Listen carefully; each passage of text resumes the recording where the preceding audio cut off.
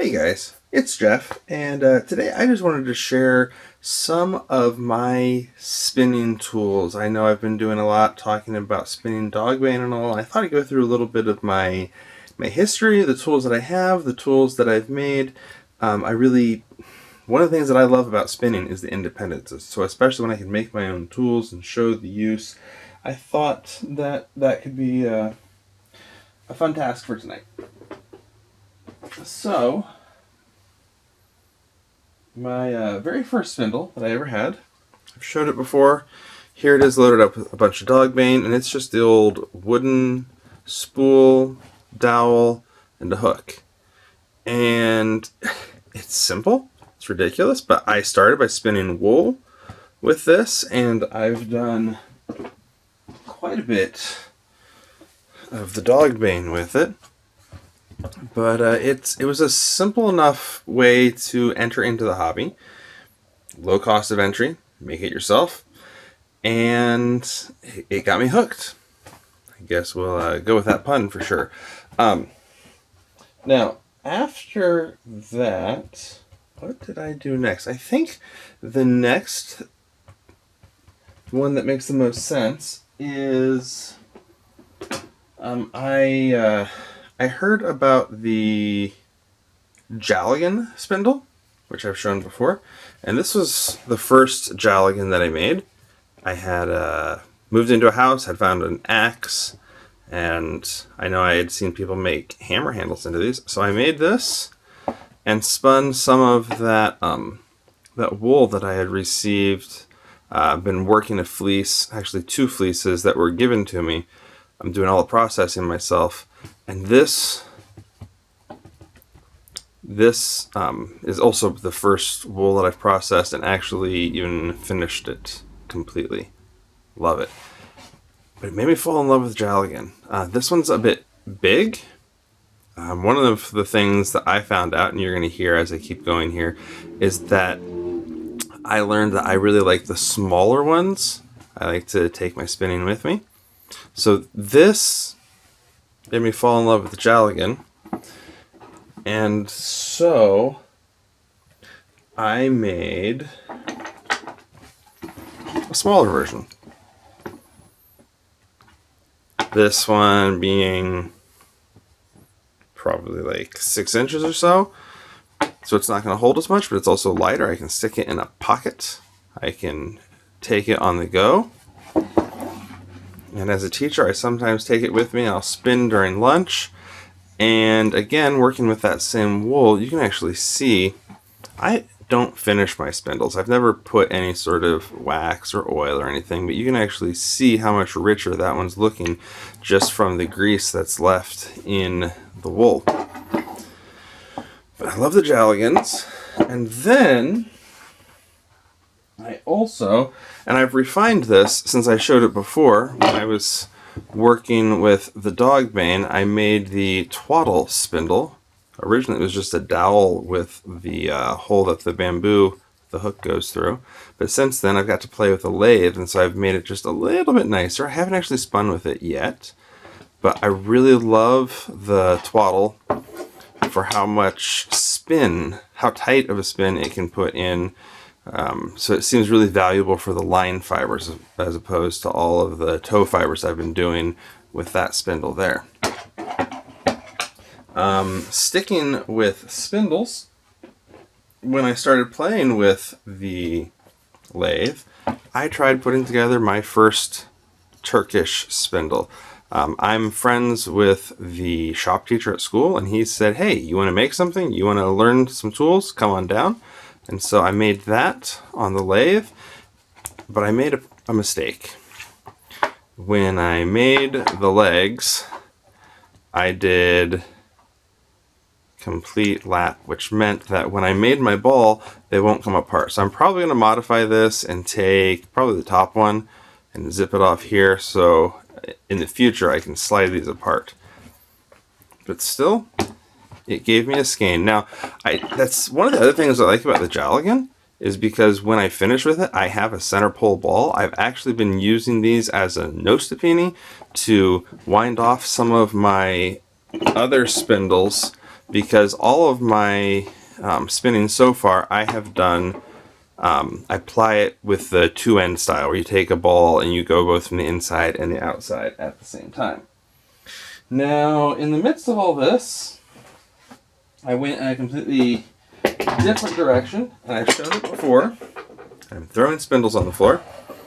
I can't fit the whole thing in here, but I 3D printed the good and basic Charca, and oh man, I love it, I love it, I love it. I am going to have to get enough of this made and do at least a little bit of weaving. I'm thinking I'd like to make like a bracelet just for starters, but expect to see more from that in the future.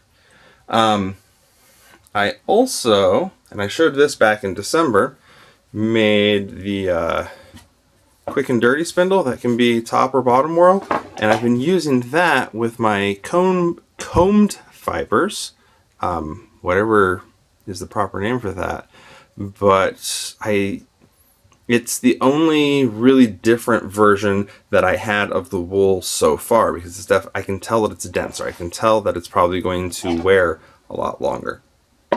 With that, I should probably go ahead and share that I also made my own combs. Just some cheap wood, drill press. They're ugly, but I mean, the proof is in the pudding. If I can get some decent yarn that I've made with these combs, I think these do the job. Don't feel like you have to invest a lot until you learn that you like the hobby. With that, I was one of those guys back in high school that wore the guitar picks on a necklace. But you know what? That makes a pretty good size for a diz, and so I've actually been using that when I'm taking the fibers off of here. So that is almost all of my tools. The last one I actually just finished up recently with a homemade support spindle. Now this was actually a chair leg, and I actually finished making this before I started playing with the lathe. So this is actually completely carved from hand. So it has a little bit of a wobble to it, but it's been really fun to learn. Now, there was a learning curve with it, trying to learn to hold it and spin, and also figuring out how to support it. I tried a votive that my wife had for a candle. It worked okay. Wasn't the best, but it worked okay. I tried the spoon like some people will for hanging like on their belt or something for on the go. This did not work. I think I need something more like a ladle, something deeper. I might revisit that. What worked best, since I'm usually sitting at a desk or a couch or something, is I just took a chunk of wood. I carve spoons sometimes, and so I carved a depression in there, and I laced it up so I can tie this onto my leg with a quick release, and it spins. I mean, for a homemade, and of course, now my leader's going all over, but for homemade, it does the job. And this, I've just been spinning row legs on here, but again, it's that same, and I'm sorry I haven't said it, it's the fleeces I've been working on are a baby doll Suffolk. At least that's what the guy told me it was. So this one with the row legs, comparing it, it's really a lot finer, and it's really interesting to me to see how it almost feels more like the combed fibers. Definitely has that denseness to it. I'm really curious to finish it out and see how they finish, see how they come up with some swatches. It's also been interesting to me to see that for everything with the row legs, the large Jaligan, mini Jaligan, the Turkish, I've managed to stay pretty consistent with those, and it's all been pretty much the same thickness. So I really need to finish up the rest of them, set the twist, so that way I can compare. Last thing. Nope, there's two. No, there's more. I forgot. Homemade miniature nitty knotty.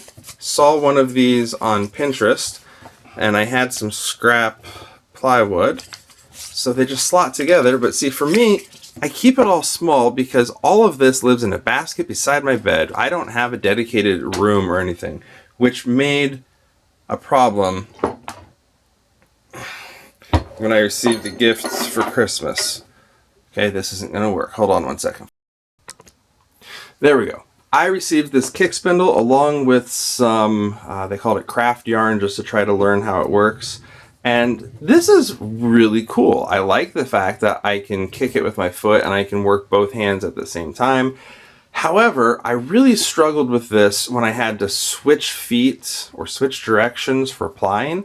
I don't know. I'm going to keep working with it, see how I feel. I might end up doing some of the wool on there since I've got so much of it.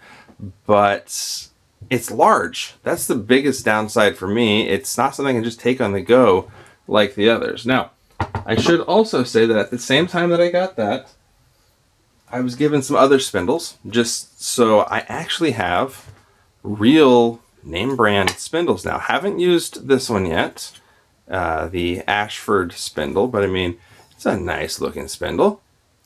Gonna have to give it some use at some point. But lastly, there was one other spindle that I received for Christmas, and I'm using it to try to learn a new technique. This one didn't have a name on it, and I've since discovered, as I've started working on this, that the spindle part is bent, and I'm wondering, anyone know if I can actually straighten that out? Anyways, I've been trying to learn chain plying, and just trying to do that with some cheap yarn that I have. But as you can see, if you are a little bit crafty, a little bit handy with some tools, and I suppose brave, you can make a lot of your own tools for getting into this wonderful hobby of spinning your own yarn. If you'd like more information about any of these, if you think I should make another video explaining any individual one, how I made it, how I use it, let me know in the comments down below. I love seeing everyone else's spinning tools all the time. YouTube, Facebook, it's all great for that. So that's all I have for now, and I will talk to you all later.